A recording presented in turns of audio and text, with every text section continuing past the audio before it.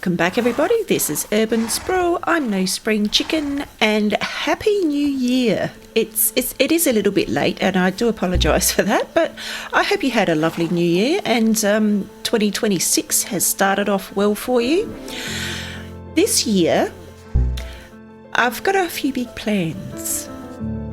As you know, I've got my 6 big projects. One of them I've already finished, the hospital. But today I want to get started on another one of the 6 big projects, the zoo. Well, I guess not started because it is started, but I want to do some more development with the zoo. And I have been getting resources, and I've played around with palettes and different designs for the enclosures of the animals. And I think I've got it right. But what I needed was mossy carpet to cover up in-ground lighting that I've got an idea for. So I've gone through all my chests to find some mossy carpet, and I only had maybe 10 pieces. So I built a moss farm. Let's have a look. So it's out the back here. I was originally thinking of putting it here next to the kelp farm, but it's a bit bigger than this space offers. So I was walking around the enclosure for the wool shed. Even here I was thinking I could put it next to my bone block farm, but even here it's not big enough. So I decided to put it out the back. As you can see it up the top there. Now this has got redstone, and if you've been watching my channel from the start, I don't know redstone. I don't know what all these things do. I mean, I know a comparator takes a signal from a block, but apart from that, I like this one is locked by the look of it, but I don't know why or how I did that. That's how it's supposed to be, I believe. This is definitely not my design. This is I've followed a tutorial very much step by step online. This design I got from BasicRedstone, the BasicRedstone channel, new fast moss farm from the BasicRedstone channel, and it was very easy to follow. So lots and lots of pausing and rewinding and pausing to make sure I've got all the blocks in the right place, and I did it first time. I did not have to go back and rewatch the channel and work out what I did wrong, because it works the first time. Check this out. I made a moss farm. I'm very, very pleased with myself. It is a bit loud and clunky, but it works really nicely. And it's very, very hypnotising. So I like standing here watching all the moss blocks being funneled down into the hoppers there. So very, very successful moss farm. I haven't had it running too long because, like I said, I really only need a little bit of moss carpet, but we'll have plenty to play around with. And it's self bone mealing as well, so some of the moss block and the trees and the seeds are going into here, refeeding back into the bone meal, and the rest of the collection is coming into these chests. So very, very, very pleased with myself. Like I said, I don't know redstone, and one of these days I will understand redstone, I'm hoping, and be able to design something myself, but that is not today. So yeah, so if you are wanting to make yourself a moss farm, I highly recommend BasicRedstone. to follow the tutorial. Very, very easy. Now, like I said, I want to do more work on the zoo today. So the zoo has got the entrance building where where visitors come through and pay entrance. Now I think we need some enclosures. So we've got some things already in place over in the zoo. Let's go over and have a look. So flying over to the zoo. Remember, this area's been flattened out. And here we go. I'll give you one guess what the first enclosure is going to house. Are they snobbing me? They've all got their backs turned to me. That's really rude, guys. I know I've got you held up in boats, but that's not very nice. Oh. So you're not snobbing me. This one is.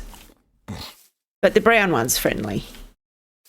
So I've got 3 llamas. Are they llamas or alpacas? I can't remember.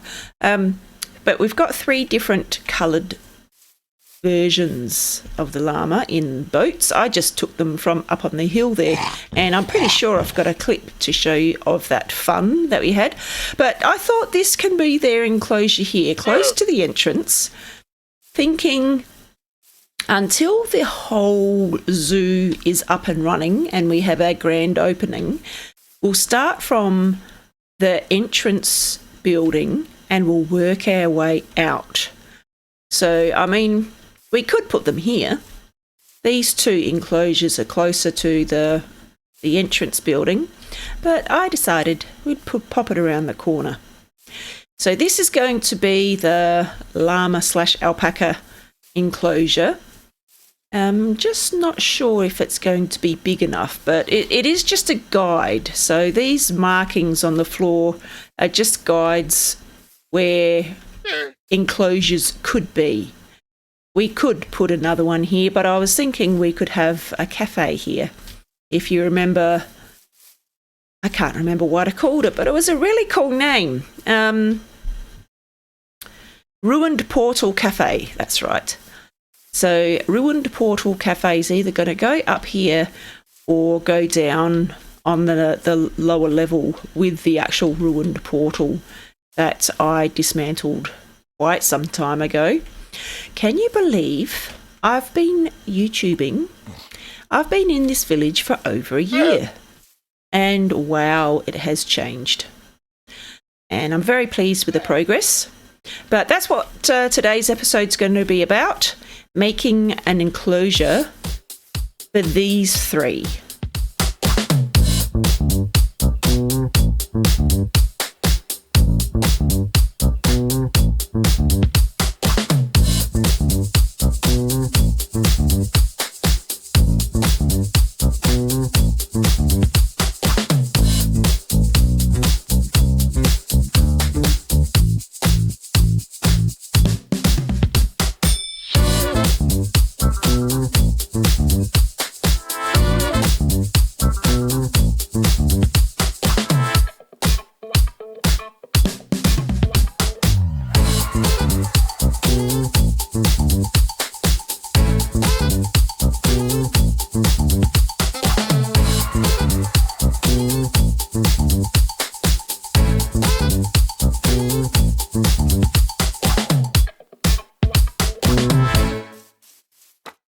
So the colour scheme I've decided is going to be the same basic colour scheme as the entrance hall. So the nice bright acacia and the green bamboo block. I think they sit really nicely together and it gives it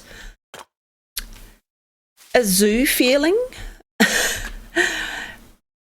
I can't quite put my finger on the vibe that it gives off, but I want to say tropical, but it's not. It's not even that. But it to me it says animal enclosure because of all the different materials and all the vegetation. But I'll think of the word and I'll let you know. So we're going to take that colour scheme and build our first enclosure. So I've got some bamboo blocks, I've got acacia, got some mud bricks and mud, packed mud, got some cobblestone, and I might actually need some more cobblestone slabs. But we've got, there's the carpet, and an iron door. I might need a button, but I can make that later. So the idea is that this area here is going to be the back wall of the enclosure.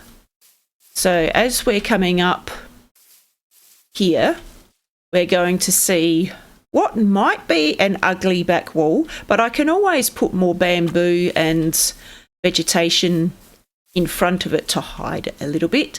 But we are going to have a nice big bamboo wall for the back wall. Then we're going to have a glass front, because it is an enclosure. We don't want them having zombies and lightning strikes and things getting in and hurting them. So we'll have a glass front. There'll be a little step. I'm thinking of putting it up a block. In my test world, I did one that was up a dirt block, and so I put the slabs around so you could sort of step up and see into the enclosure, which was really nice. The roof, I think, is going to bring in the acacia, and then inside will be decked out for the particular animal that is going to be inhabiting the enclosure. And it's good that we're starting with these creatures because this is their habitat. I basically got them from up on that hill. So we don't need to do anything major for these animals. We just need to grow some grass pretty much, and their habitat is done. So they're very comfortable sitting here in their boats because this is their living environment. So that's my idea.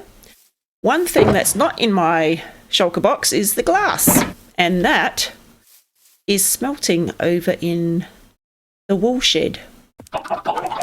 So here we are back at the wool shed, and hopefully, look at all that glass. And because I was using the kelp blocks, I put a heap of copper in there as well to use up the kelp blocks, so we've got lots more copper. But I might grab this and take it over. Actually, I might put it all in a shulker box because I don't think it will fit in that box that was already over there. So let's go down and get another shulker box. There we go. My storage system is working really nicely, except for the dirt and the cobblestone. Even though I've got 3 columns dedicated to cobblestone and 1 for dirt, the amount that I need to store in shulker boxes, just so we don't start getting boxes filled. Have a look at the dirt. This is empty because I've been shuffling it into shulker boxes. Those shulker boxes are all full of dirt. We've got dirt there. This one's empty because I put it in shulkers. And then it comes across here. This is the grass column. And I've only got 3 blocks, so 4 blocks. So I'm thinking if I need be, I can always start filling this up with dirt as well. But I've got a lot of dirt and a lot of cobblestone, so I'll have to see what I can use it for. Lots of cobblestone. Anyway, we got the glass, which is why we came over here. Let's take it back to the work site and we might get started on the llama enclosure. Let's build an enclosure.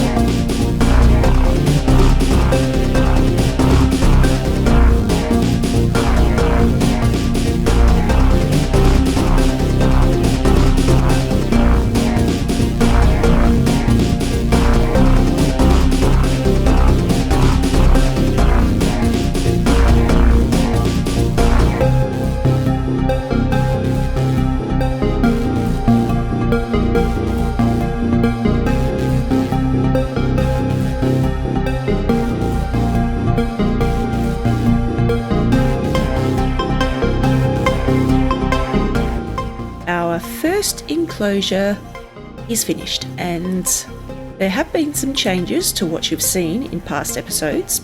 Not big changes, but it's the zoo development. So let's go and have a look. We'll buy a ticket and we'll go in and have a look at our first enclosure. Okay, so first thing that you may notice is we've got the fallen leaves giving our pathway a lovely texture, and I've put in some steps to make it a little bit friendlier on the visitors' knees as they come up.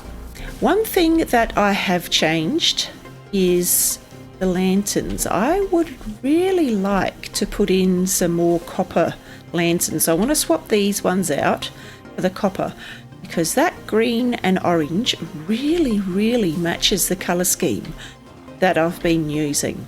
So I do want to swap them out when I get some more lanterns made, which means I am going to need a honey farm very soon so I can wax them and keep them that lovely orange colour.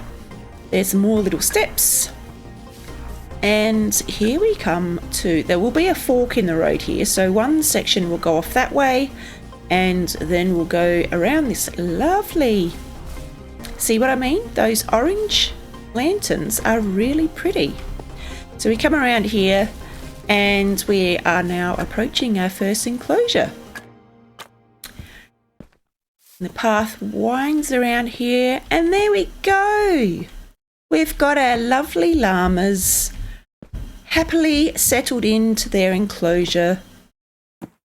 I've gone for more of an organic feel with the enclosure, and I really like the shape. I didn't want to go just blocks or circles or geometric shapes. I thought just some sort of a natural, organic feeling shape would be the way to go, and I really like it. The colour scheme has come through really nicely. It looks like it, I mean, it does match the ticket shop. Although now that I look at it from here, that spruce roof, I might change that out. Although having it all orange might be a bit overdone. So just from here, it looks a bit odd. But this looks really nice. I like this. We've got the little step to step up and go right up close to the glass and get a good look at our animals. One thing that I do need to add is a little water, maybe a little pond, so they can have a drink when they get thirsty. That's something that I haven't put in there yet. This is a very animal-friendly zoo.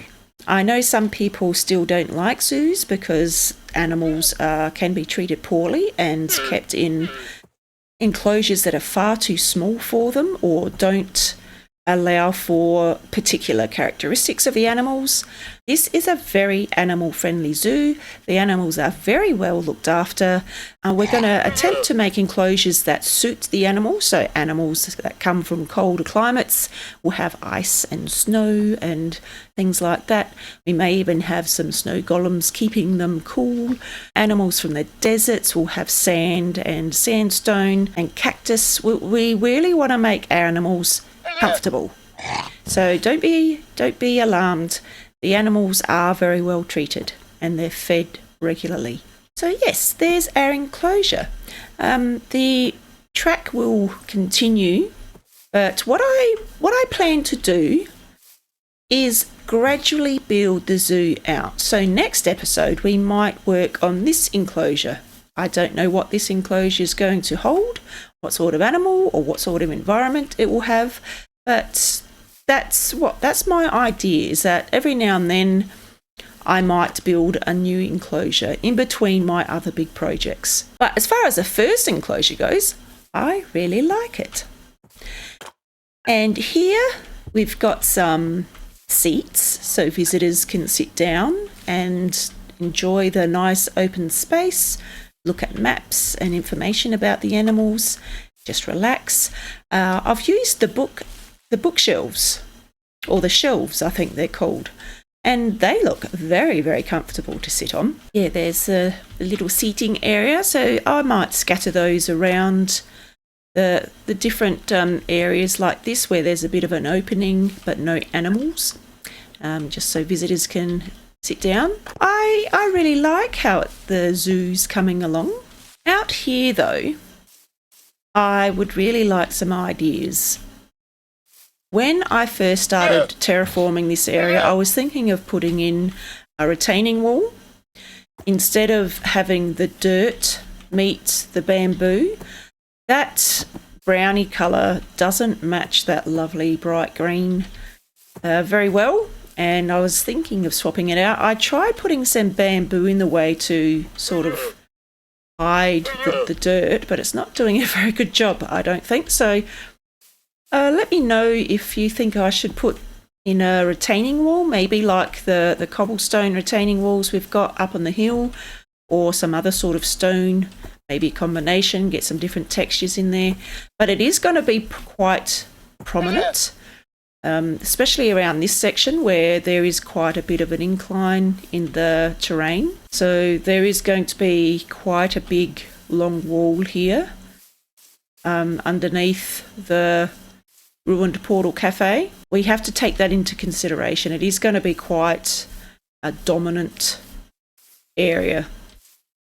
Or, yeah, I was thinking of putting bamboo, like the bamboo blocks, having it go all the way to the ground, but I thought that would be really overdone. If you can imagine that green going all the way to the ground, that would be overkill, I think. I think that would be very ugly. I need to think about something to hide the dirt texture. But apart from that, that's all we've got time for this episode. I hope you enjoyed it. So I've made a moss farm. I still don't understand redstone, but I've got a moss farm up and running. I'll put a link to the tutorial that I followed in the description. So we've got a moss farm. I've got my first enclosure for the zoo, which is starting to take shape. And we've done a few upgrades. But apart from that, that's it for the episode. I hope you enjoyed it. If you did, please hit the like button. I really enjoy getting that feedback from my viewers. And if you haven't subscribed, please subscribe to my channel and join us on our journey in making a village into a city. I'm No Spring Chicken. I'll see you next time. Bye.